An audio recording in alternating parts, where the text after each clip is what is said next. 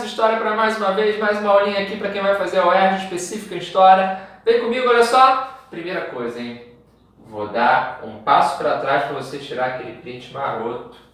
Show? Acho que eu saí da câmera agora, saí do foco. Você tira aquele print show de bola e aí agora você já tem um conteúdo aqui de 10 grandes datas que estão fazendo aniversário redondo esse ano. Em 2018 são as efemérides de história do Brasil. Vamos ter um outro vídeo que vai ser lançado agora também, já amanhã, sobre as efemérides da história geral. E aí você se prepara bem para o UERJ, é muito bom ter você aqui. Se inscreve no canal se você não é inscrito, curte aí, acompanha cada vez mais o nosso projeto. Show de bola? Então vamos lá, temos aqui as efemérides. Eu falei 10 porque o AI-5 e a passeata dos 100 mil são no mesmo ano. Tem até ligação, a gente vai estudar. 1548, governo geral. Galera, só um adendo muito importante aqui nesse ponto, tá? Em 1548, o governo geral, ele é projetado por Portugal, mas ele não se inicia em 48. Em 49 vem para cá o nosso primeiro governador geral, que é o Tomé de Souza, fundando já Salvador. Mas em 1548 tem até a consolidação, né? A constituição da nossa primeira do nosso primeiro regimento, o regimento de Almeirim, ou o regimento de Tomé de Souza, que vai lançar as bases para uma colonização efetiva. Antes do governo geral, como é que funcionava? Desde 1534, as capitanias hereditárias tinham um tom descentralizador. Com o governo geral, agora o tom é centralizador. Não é que as capitanias hereditárias tenham acabado, elas continuam existindo. Só que agora, ó, acima delas vai ter o governo geral, embaixo as capitanias. Ou seja, o governo geral dá a Portugal, dá à metrópole um caráter de maior controle sobre o território, já que as capitanias hereditárias não foram para frente, só São Vicente e Pernambuco deram certo. Show de bola? Beleza? Então, lembra do governo geral, 3 grandes governadores gerais que a gente teve já nesses primeiros anos. Tomé de Souza, Duarte da Costa e Mendes de Sá. O Tomé de Souza lança as bases, porque vai ser a nossa, o início de fato da colonização. A gente tem o lançamento das bases com a capital Salvador, com o primeiro bispado, em 1551, que marca a presença católica aqui cada vez mais efetiva, a vinda dos jesuítas, uma liderança muito importante do Manuel da Nóbrega para catequizar a galera, e você tem depois o Duarte da Costa como um cara um pouquinho azarado, ele pega um período conturbado, porque ele enfrenta a guerra indígena, ele enfrenta a invasão francesa na França Antártica, a fundação da França Antártica em 1555, o governo geral era de 4 em 4 anos, decidido pelo rei de Portugal. Então, durante os 4 anos de governo do Duarte da Costa, ele tem muito azar, porque ele enfrenta a guerra indígena, ele enfrenta a disputa com a invasão francesa, ele também enfrenta um problema entre colonos e jesuítas. Os colonos queriam escravizar, porque naquela época estava muito difícil a mão de obra. Então, eles queriam utilizar a mão de obra escrava indígena. Já os jesuítas eram contrários, a gente já falou no vídeo até passado sobre essa relação, a Igreja Católica tenta proteger os escravos indígenas, e aí acaba criando um atrito entre os colonos e os membros da Igreja. Quem vem depois do Duarte da Costa é o Mendes de Sá, nosso grande governador geral, famoso até hoje, o sobrinho dele funda o Rio de Janeiro. Rio de Janeiro incrível, maravilhoso, Rio de Janeiro da UERJ, né? Que você vai fazer e está se preparando. O Rio de Janeiro de 1565, fundado pelo Estácio de Sá, numa luta contra os franceses, ele é um marco muito importante dentro dessa lógica do Mendes de Sá, que é uma lógica de maior aproximação entre as capitanias.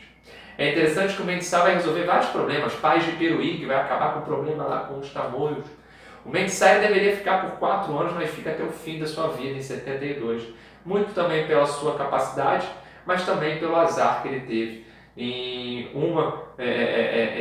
a galera que vinha para cá substituir ele acabar sofrendo com um naufrágio. É interessante que, ao fim do governo do Mendes de Sá, em 1572, a América Portuguesa, a colônia é dividida em 2 partes. Zona Norte, Zona Sul. Zona Norte com a capital em Salvador, Zona Sul com a capital no Rio de Janeiro. E 6 anos depois, em 1578, tudo volta a ser unificado com Salvador sendo a capital. Foi uma forma que Portugal encontrou para tentar melhor o quê? Exercer controle na área. Ou seja, o Brasil ficou descentralizado geograficamente, mas centralizado politicamente. Beleza? Então, lembre, governo geral, centralização política, está aqui para vocês, bem lembrado. 1798, Conjuração Baiana, 220 anos, a revolta emancipacionista mais popular mais importante, a que eu mais gosto, a que eu mais amo, é a Conjuração Havaiana. Conjuração Havaiana em Salvador, população majoritariamente negra, bem popular essa revolta, uma revolta que, ao contrário da mineira, tem a participação do povão, o povão que lidera, o povão que quer fazer. Por que eu falei quer fazer? Porque não sai do papel, assim como a mineira, são delatadas antes, né? Então a Conjuração Havaiana tem uma participação de muitos pobres, de membros como alfaiates, por isso que ela tem um outro nome chamado Revolta dos Alfaiates, muitos negros, escravos e ex-escravos, e era influenciada, além de ser influenciada pelo ideal republicano, queria fundar uma república popular, e pelo iluminismo, ela era influenciada por um acontecimento crucial, que é a Revolução do Haiti de 1791, iniciada em 1791. A Revolução do Haiti, né, o Haiti, uma ex-colônia francesa que vai fazer um processo revolucionário de independência guiado por negros, por populares, ex-escravos e escravos. Isso inspira a Conjuração Havaiana. Interessante também que a Revolução Francesa, no seu período mais radical, também influencia a Conjuração Havaiana. Movimento muito importante, Manuel Faustino, João de Deus, alguns dos líderes. Tem um videozinho legal para você ver aqui também no canal. Galera, 1808, família real vem para o Brasil, na verdade ela foge, corre de Napoleão, e ela vem ainda em Salvador, ainda na Bahia, o Dom João VI, o príncipe regente, ele acaba abrindo os portos das nações amigas, ou seja, temos aí um aniversário também da abertura dos portos já em 1808, porque o que significava essa abertura dos portos? Uma nova relação entre colônia e o resto, né, do mundo. Apesar que no resto do mundo, naquela época, para a gente era a Inglaterra, que era a única nação amiga de Portugal, de fato. Ou seja, você lembra do Pacto Colonial? Aquele braço forte, ó, que braço musculoso, né, cara? Isso aqui é o Pacto Colonial mais forte, ó. Ou seja, aquela relação metrópole-colônia, onde o Pacto Colonial é a grande guia, é a grande base, é o grande o quê? Controlador da colônia. A metrópole manda, a colônia obedece. Dentro do Pacto Colonial, há uma coisa chamada monopólio, exclusividade. A colônia só pode comercializar com a metrópole. Quando o Pacto Colonial sofre fissuras, o controle vai ser maior ou menor sobre a colônia? Menor. E por que eu digo que o Pacto Colonial sofreu fissuras com a abertura dos portos? Porque agora a colônia não pode, não precisa, na verdade, comercializar somente com Portugal. Está comercializando com a Inglaterra. E aí é um boom de produtos que nunca a gente teve condição de utilizar por aqui, como até casacos de neve. Olha que maravilha, que coisa linda. Casacos para neve. Casaco de neve, estranho, né? Casacos de... Mas enfim, tu entendeu. Né? Ou seja, 1838, início da balaiada e fim da sabinada. Bem interessante. Ah, só para voltar, já em 1808 ele também acaba criando, né, os cursos de medicina no Brasil. Bem interessante. Em 1838, o início da balaiada e o fim da sabinada. Duas revoltas regenciais. Revoltas regenciais, você lembra da regência, né? Dom Pedro foi embora e deixou o seu filhinho. Começa a regência, um período bem curtinho. Quem assume o controle... Tá lá no paródio. Ó, foi embora Dom Pedro I. Foi embora Dom Pedro I? Foi. 1831. O filho dele tinha 5 anos, ele deixa o poder para o filho, mas o filho não pode assumir com 5 anos, tá? Então, vai ter uma espécie de corpo de regentes. Primeiro será a trina provisória, depois trina permanente, depois una, com o Feijó e com o Araújo, que vão controlar esse poder durante os 9 anos seguintes. Então, em 1840, ele com 14 para 15 anos, Dom Pedro II assume o poder. Por que tem que apressar a vinda de Dom Pedro II ao poder? Porque a situação estava caótica, muito por falta da figura de um imperador. Dizem que há a ocorrência de revoltas, ou seja, falta a figura daquele líder ali, o imperador, para controlar. Além disso, com a maior descentralização causada pelo regime da regência, pelo período da regência, você vai ter a eclosão de revoltas por todos os cantos. E é interessante que nesse período começa a se acentuar uma disputa que vai ser característica do segundo reinado, que vai ser a disputa entre liberais e conservadores. Os liberais, que têm como marca maior a descentralização, a federalização. Enquanto os conservadores querem o quê? Centralização, unitarismo, né? Poder ali central no Rio de Janeiro. Isso é bem interessante porque quando você fala em liberais e conservadores, você pensa hoje em dia numa coisa, sabe, bem diferente do que era na época. A grande diferença entre os dois era essa.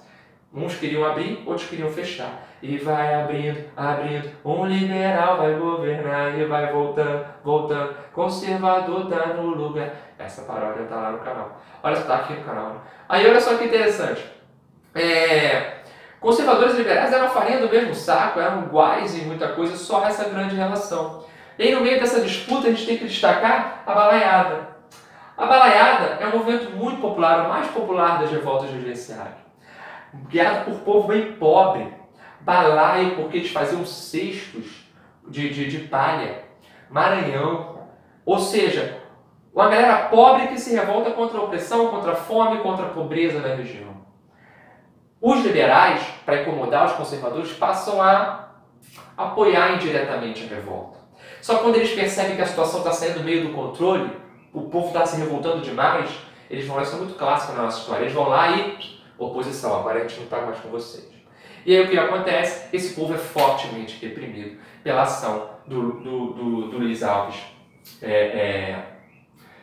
do Luiz Alves e Silva, do famoso e futuro Duque de Caxias. Não era Duque ainda, não era nem barão, ele era o comandante do exército. E ele vai lá, ataca a região, ataca uma vila chamada Vila de Caxias, e por isso ele ganha o título de barão de Caxias.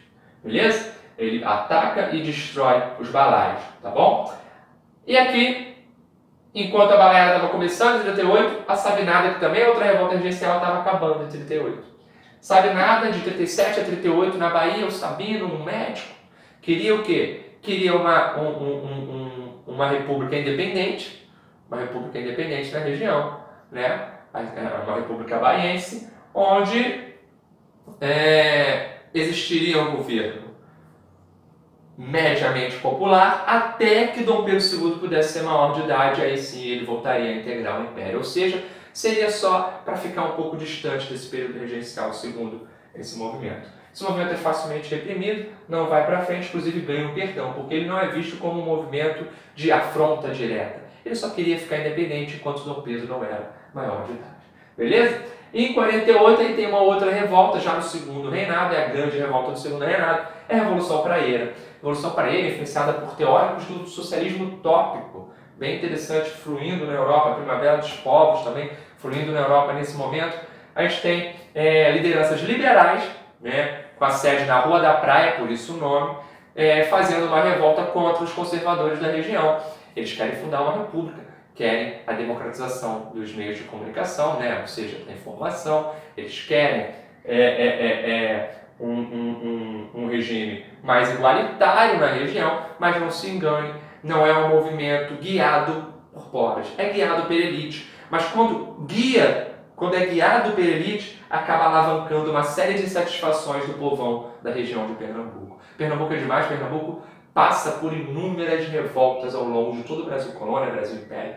É incrível como Pernambuco sempre foi um barril de pólvora, né? Como dizem alguns. Essa Revolução Praieira é reprimida também, e já em 1850 ela está no chão, está encerrada. Show de bola? Lei Áurea, 130 anos, da lei mais famosa quando a gente fala em lei contra a escravidão, mas que para mim e para a maior parte dos historiadores hoje é vista como uma lei parcial. Por que uma lei parcial? Porque ela vai até só aqui, ela não é ampliada. Ela é uma lei que na verdade nos envergonha bastante. O Brasil é o último país a acabar com a escravidão aqui na América. Brasil que não vai inserir o negro, o ex-escravo, dentro dessa lógica de sociedade, dentro dessa lógica de país. Ou seja, a Lei Áurea também nos envergonha. Ao mesmo tempo que ela é comemorada por alguns grupos, ela também é sinônimo de vergonha para vários e vários outros. Porque a partir do momento que a Lei Áurea é feita, e aí as pessoas começam a achar que, Princesa Isabel boazinha, né? Ela foi lá, assinou a Lei Áurea quando Dom Pedro não estava por aqui, né? A filha dele assinou, liberou, porque ela era uma mulher o quê? Contra a escravidão. Na verdade, galera, a Lei Áurea ela vem tarde demais. A Lei Áurea ela não insere o negro na sociedade, não dá trabalho, não dá terra, não dá condição de estudo, não dá condição de vida para esse ex-escravo. Simplesmente bate nas costas dele e fala, tá livre, valeu parceiro, tamo junto, fui. É isso que acontece no Brasil. E por isso a gente vê marcos da escravidão até hoje. Beleza? Inclusive, lembre, a UERJ é referência no sistema de cotas, tá bom? no Brasil, a UERJ, referência no sistema de cotas no Brasil, grande pioneira. Em 88, uma coisa boa dessa Lei Áurea é a questão da indenização. A questão da indenização porque, se você pegar todas as leis anteriores contra a escravidão, elas sempre vão tentar dar um jeito de agradar o senhor de escravos, dando uma série de indenizações, né? De tal ou tal forma. A Lei Áurea não. Acabou, pelo menos essa parte é interessante na Lei Áurea. Beleza? 130 anos, muito importante. Em 1938, a gente tem o ataque da AEB ao Getúlio Vargas, Palácio do Guanabara, né? Onde o Getúlio Vargas estava ali comandando o Brasil. O Palácio do Catete era a sede oficial, desde o Prudente de Moraes. Foi o vice do Prudente de Moraes que teve essa ideia, né? De criar o Palácio do Catete. A gente que é do Rio, essa prova para você que é do Rio, você que está vindo de fora para fazer aqui, conhece ali a região do Catete. O Palácio do Catete era a moradia oficial dos presidentes do Brasil, enquanto a gente era a capital, enquanto o Rio era a capital. Foi durante muito tempo capital, o Rio de Janeiro, desde 1763. É interessante que era muito comum que o presidente tivesse, às vezes, no Palácio do Guanabara, que é onde deveria ficar o governador, enfim. Às vezes, algum evento no Palácio do Catete, o Guanabara era um pouquinho maior e tal. Nesse caso, calhou do Vargas estar no Palácio do Guanabara e ser atacado pela AEB. Ação Integralista Brasileira, grupo de origem fascista, de inspiração fascista, fundado em 1932 pelo Plínio Salgado, lá em São Paulo. Não só em São Paulo eles eram fortes, no Rio também, em região de Campos, eles eram bem fortes, bem influentes. E aí você tem uma coisa bem interessante. A AEB, nos anos anteriores, ajudou muito o Vargas, inclusive ajudou o Vargas a dar o golpe com o famoso Plano Cohen. Ajudou a forjar o Plano Cohen. Olha só que interessante. Eles achavam que teriam participação efetiva no governo de Getúlio Vargas nessa ditadura do Estado Novo, que é de 37 a 45. Só que quando Vargas bota o primeiro pé enquanto presidente ditatorial no poder, o que ele faz? Passa o rodo e tudo quanto é agremiação política que pudesse competir com ele. Ditador nato. E aí o que ele faz? Exclui a AEB da parada. A AEB, revoltadíssima, manda um ataque contra eles. Tem troca de tiros, tem gente morta. Inclusive tem a história de que o próprio irmão de Vargas teve que defendê-lo, né?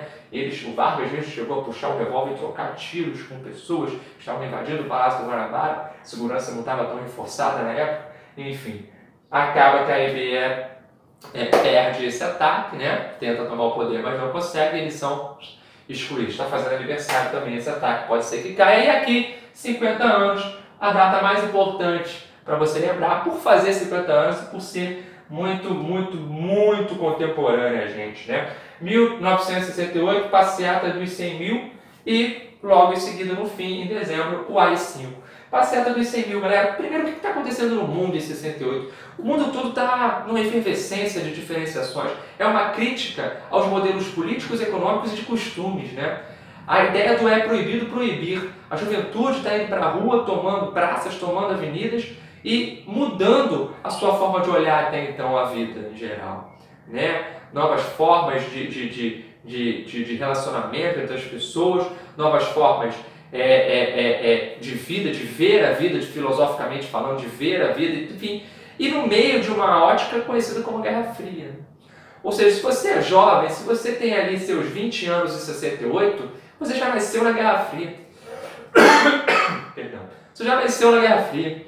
Você já nasceu sem saber o que estar num sistema que não o bipolarizado entre duas grandes potências. E aí vão surgir várias contestações a tudo que está acontecendo. Por exemplo, nos Estados Unidos, uma crítica à Guerra do Vietnã. Na União Soviética, uma crítica da Tchecoslováquia no evento conhecido como Primavera de Praga. Contra o quê? Contra a opressão do sistema soviético. Eles querem o socialismo mais humano, os tchecoslovacos, né? Os tchecos. E aí, você tem no México também um movimento importante, os estudantes reunidos com trabalhadores, né, na França, e no Brasil não é diferente. O Brasil vive um momento, desde 64, diferente. Desde 64, a gente tem um regime de exceção que caminha para o seu endurecimento a passos curtos até então. De 64 a 68, a gente tem 4 grandes atos institucionais. No fim de 68 vem o quinto e o mais pesado deles. A gente vai ver. Mas voltando um pouquinho, a galera está contestando muita coisa. Entre 64 e 68, muita gente que até então apoiou o regime que seria inaugurado entre 31 de março e 1º de abril de 64, passa a criticar esse regime. É o caso, né, do próprio Carlos Lacerda. É o caso, por exemplo, de um grupo ligado à Igreja Católica. É o caso, por exemplo, de pessoas da classe média que achavam, que acreditavam naquela ideia de que realmente havia um golpe comunista em marcha e que só os militares poderiam barrá-lo. Só que a ideia, galera, é que em 65 houvesse uma eleição. E essa eleição não veio, e aí não veio, e só líder militar no poder. E a situação foi ficando um pouco mais complexa e os militares perderam parte daquele apoio que tinham em 64. Ou seja, os meses pré-dezembro de 68 são muito icônicos. O regime militar começa a sofrer um monte de contestação nas ruas e também onde? No Congresso. O Congresso ainda estava aberto, funcionando. Moreira Alves, deputado do MDB naquela época, naquela altura, 2 grandes partidos políticos apenas.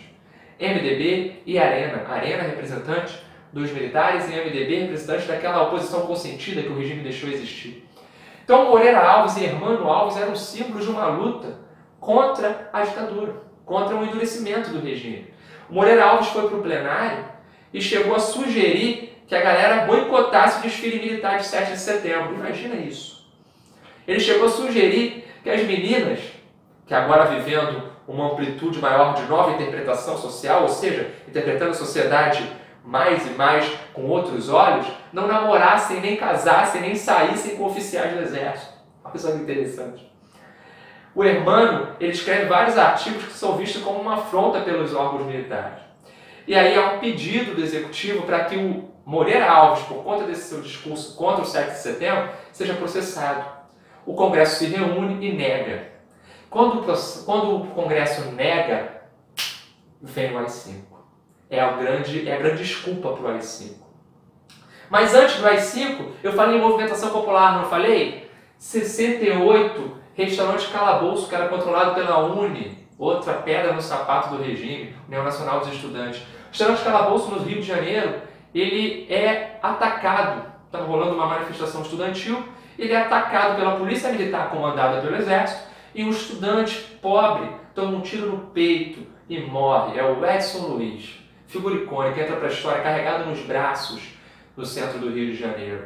Quando o Edson Luiz morre, a galera simplesmente se reúne e vai para a rua, é a famosa passeata dos 100 mil. Junta tudo.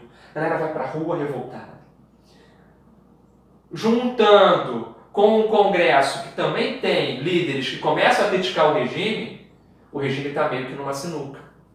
E a forma encontrada para sair dessa sinuca é baixar o AI-5.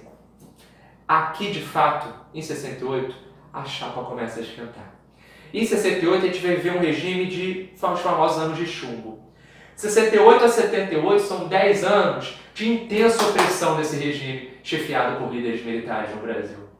De 68 a 78, com o AI-5, você tem o direito, você enquanto líder militar, né, falando da ditadura, de o quê? De caçar direitos políticos. Você tem o direito de caçar parlamentares. Você tem o direito de prender qualquer um sem direito a habeas corpus. Você tem o direito de simplesmente revirar a vida da pessoa dos pés à cabeça em nome da segurança pública. Isso é interessante porque o AI-5, ele é o mais duro. Ele é um cala-boca, sabe, que não era até então esperado pela sociedade e que é lembrado até hoje. Muita gente vai dizer, eles só fizeram por causa da passeata dos 100 mil, só fizeram por conta do que aconteceu com o deputado Moreira Alves, ter falado aquilo. Na verdade, galera, a ditadura estava sendo implantada aos poucos. As nossas instituições democráticas estavam sendo perdidas aos poucos. O AI-5 foi um pulo ainda maior nessa questão. É interessante, então você tem que lembrar, caso caia na sua prova, que o AI-5 ele trouxe mudanças como, por exemplo, o quê? Cassação de parlamentares. Fechamento do Congresso, que eles chamaram de recesso do Congresso. Acabou o Congresso.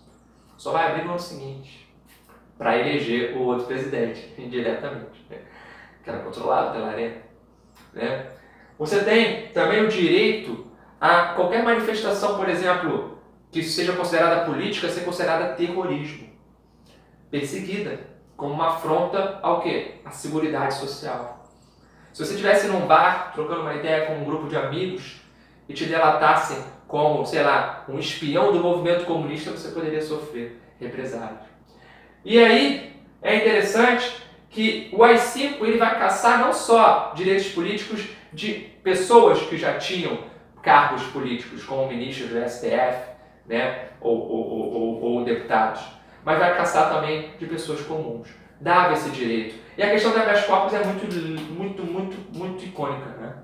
O habeas corpus é um direito que você tem de responder em liberdade por alguns crimes. Então, se é crime político, você não vai responder em liberdade. E quem definiu que era crime político? Claro, os líderes militares. E tudo, na verdade, era considerado crime político naquele momento. A sua forma de viver acabava sendo afetada durante esses 10 anos de intensa, né? 78 já numa outra época, numa outra roupagem, o AI-5 vem, enfim, e a gente começa, em 79 tem a questão da anistia, e a gente tem uma nova forma desse regime político atual. Beleza? Em 88, Constituição Cidadã, redemocratização. Em 85, a ditadura acaba. Em 84, a gente tem o pedido de direta já, vamos votar diretamente, não é atendido. Em 85, a eleição é indireta, Tancredo Neves vence, mas aí não consegue assumir, o Sarney acaba assumindo. O Sarney assume e no fim do governo do Sarney, em 88, Constituição Cidadã. A Constituição Cidadã, que é a nossa atual Constituição, que só tem 30 aninhos, está lá, Constituição com um fator crucial chamado os direitos das minorias e o conceito de isonomia. Isonomia que é mais do que igualdade entre todos, é justiça. Ou seja, seria dever do Estado, através de políticas públicas, pegar o quê? Pegar os menos favorecidos e apoiá-los. Ou seja, políticas públicas sociais em vários âmbitos, em vários momentos. Beleza? Galera, a Constituição Cidadã ela é um marco para a gente, lembra dos 100 anos da Lei Áurea, muita coisa vai ser colocada aqui no combate ao racismo, no direito à moradia, no direito à alimentação, no direito à igualdade e maior luta pela desigualdade, contra a desigualdade de renda, desigualdade social, desigualdade de racial, ou, enfim. A Constituição de 88 ela é muito marcante, ela é muito interessante. Show de bola? Espero que você tenha gostado. Se inscreve aí. Só para comentar, a gente chegou segunda-feira a 1000 inscritos, quero agradecer a todo mundo, todas as mensagens que eu recebi, tanto aqui quanto no Instagram, me segue lá, Alicerce da História, a gente troca uma ideia. É muito legal ter vocês aqui, um projeto que começou de forma de complementar a presencial, né? Pra gente complementar as aulas presenciais e hoje já está com 1000 inscritos, no finalzinho de abril foi que eu comecei. A gente vai tentando melhorar sempre a capacidade de áudio, de som, de vídeo. Se você pegarem os vídeos primeiros, eles são bem piores do que acho que esses últimos. E é por vocês. Espero que esse canal te ajude aí a passar na UERJ e te ajude a pensar, refletir sobre a nossa história. Muito bom que você está aqui. Grande beijo no coração. Tamo junto. Se inscreve, curte, compartilha, estuda e vem o próximo vídeo. Tamo junto.